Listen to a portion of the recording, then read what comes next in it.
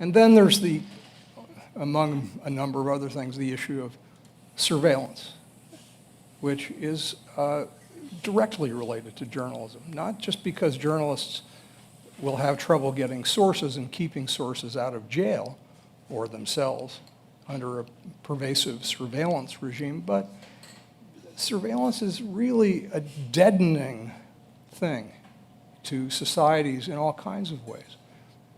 You know, not just journalists. This deadens, it chills speech. It will chill almost everything.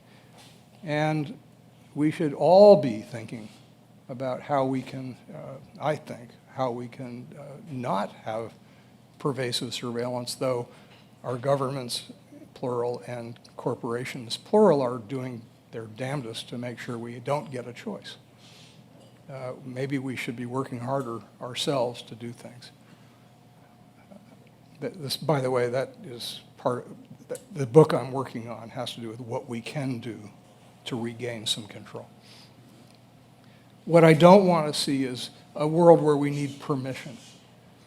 And that's what centralized control requires, is permission from other people.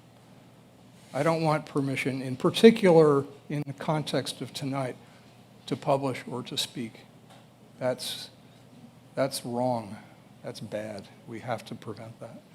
And I just want to say again that this incredible technology revolution, which I still believe is more good than bad by a long margin,